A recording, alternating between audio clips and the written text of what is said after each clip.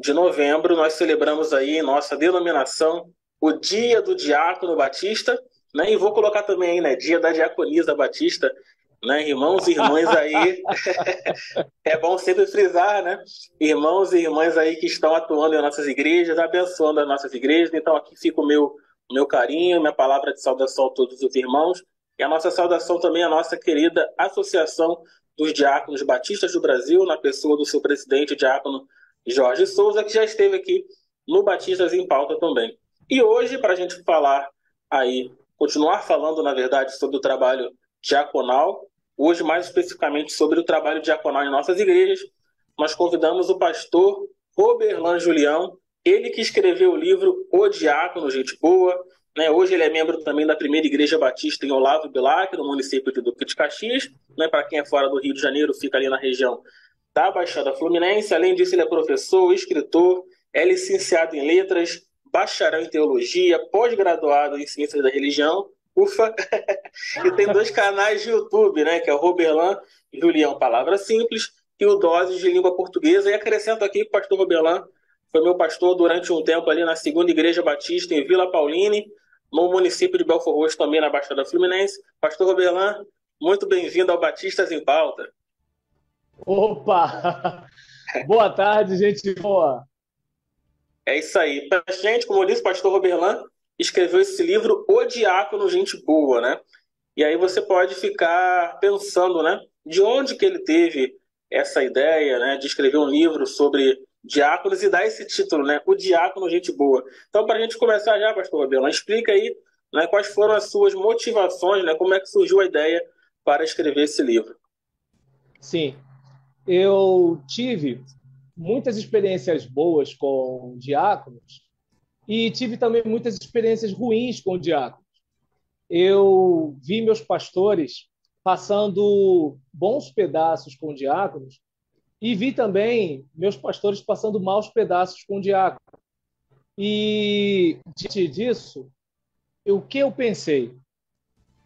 Só pode ser por ignorância que algumas pessoas fazem o que fazem. E, diante disso, eu comecei a refletir sobre esse assunto. Eu, por exemplo, hoje eu tenho um pouco de dificuldade com o nosso tempo, porque eu sou de uma época que o dicionário tinha um pouco mais de peso. Então, eu, até hoje, quando eu não entendo uma determinada palavra, eu vou ao dicionário, né, para saber o que significa a palavra. Só que a velocidade que a gente vive hoje é tão grande que quando eu chuto um cara de 6 anos dizendo que está solteiro, minha cabeça vem a palavra solteiro de alguém que não com aliança no dedo nem registrou em cartório.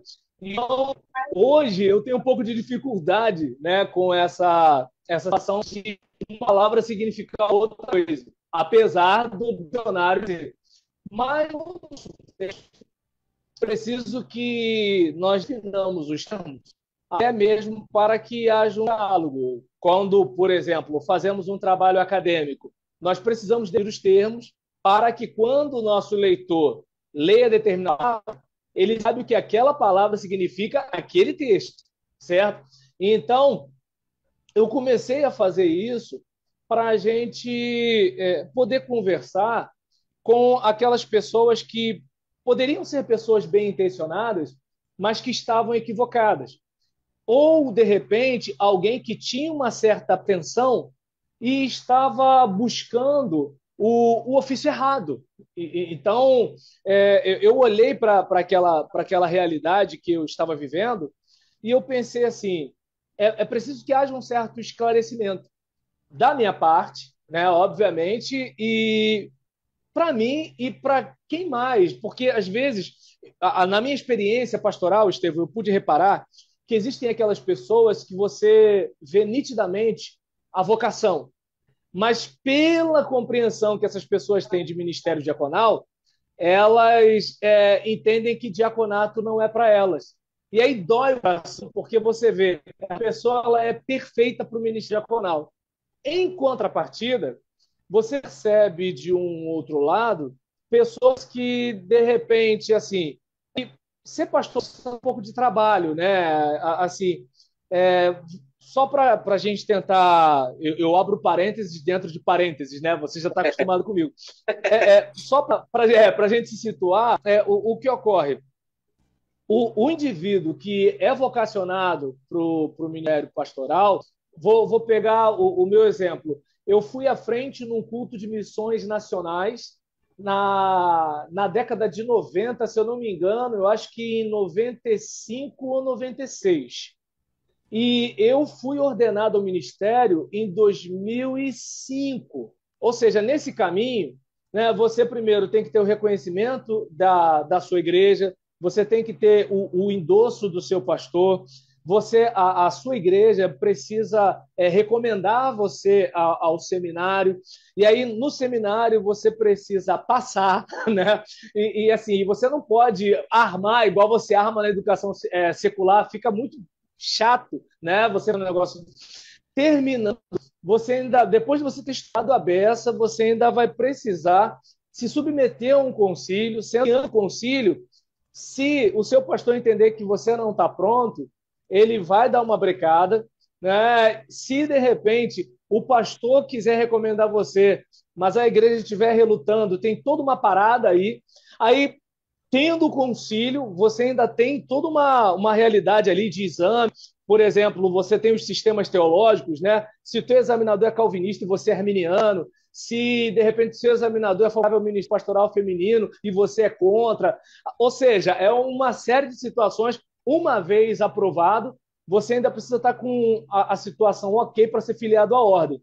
Isso acontecendo, você ainda tem que submeter a uma sucessão pastoral onde há um desfile, né? Se você sabe mandarim, informática, administração, esse negócio todinho.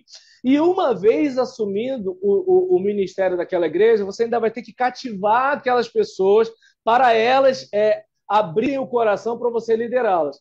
Agora, aí o que muitas pessoas fazem? Pô, dá muito trabalho isso, mas se eu simplesmente der algumas respostas sobre algumas questões de escola bíblica, eclesiológica, entender alguma coisa do trabalho da igreja, eu me torno um oficial da igreja. E, assim, essa pessoa, ela não está com predisposição de servir.